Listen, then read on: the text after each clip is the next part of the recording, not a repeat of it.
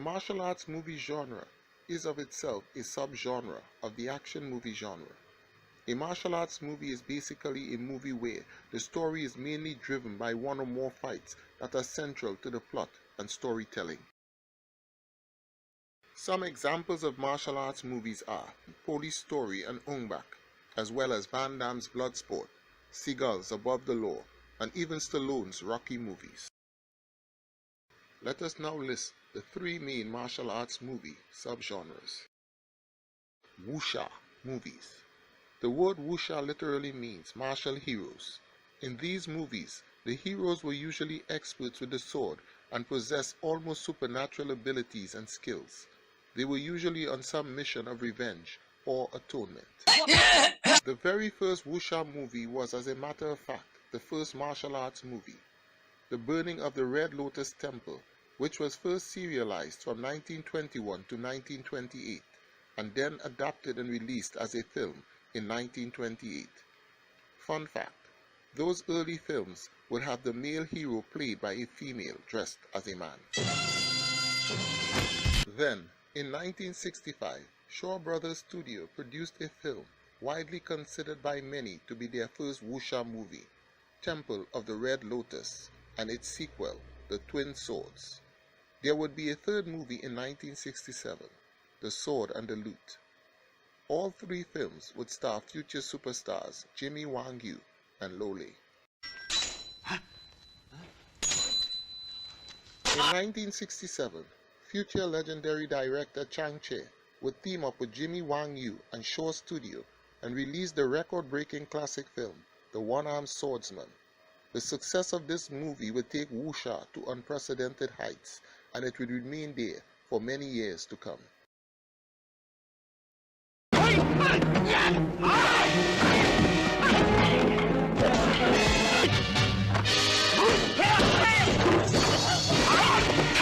In 1970, a movie named The Chinese Boxer, later released in the West as The Hammer of the Gods, and starring Jimmy Wang Yu, exploded onto Hong Kong cinema screens. The concept of this film was quite different from the typical wuxia movies that were being made at that time. The story was a simple one of revenge, and the hero was an average man with an extraordinary kung fu fighting skills, who was forced into defending and avenging the oppressed. The audiences loved it. The kung fu action movie was born.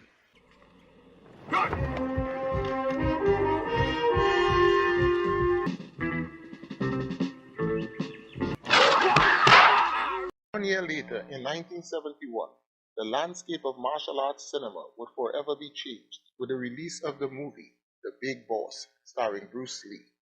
The kung fu action in this movie was unlike anything anyone had seen before. There were no gimmicks to the fights. It was all done naturally. With this and his subsequent films, Fist of Fury, Way of the Dragon, and Enter the Dragon, Bruce Lee not only cemented his legacy in kung fu action cinema, but he also forever established the popularity of martial art movies on a global scale. Following the untimely passing of Bruce Lee in 1973, Hong Kong movie studios quickly scrambled to find a new heir to the throne. To them, the survival of martial arts cinema was at stake. What transpired after the death of Bruce Lee had never happened before or ever since. The exact figures are not known.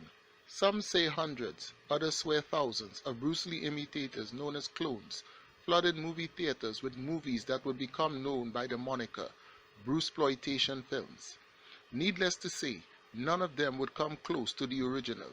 The future of martial arts cinema was indeed uncertain. Right. Something else. Let's see you try the water technique. Right. Ha, ha. After many years of declining box office numbers, the Hong Kong movie industry was in desperate need of something spectacular that would bring moviegoers back to the theaters in large numbers.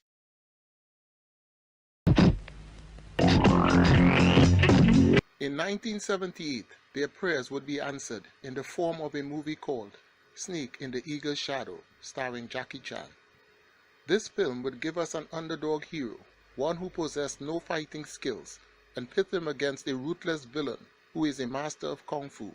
Throw in an old teacher who teaches the young man Kung Fu, and infuse comedy into the fight scenes. Those ingredients would give us what would become known as Kung Fu action comedy.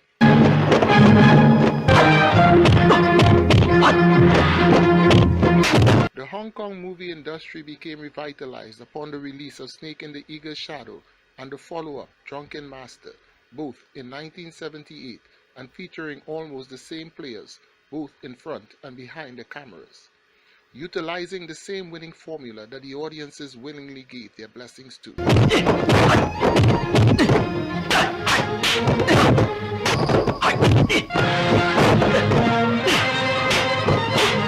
Almost immediately, the Hong Kong movie market was flooded with films using the same formula.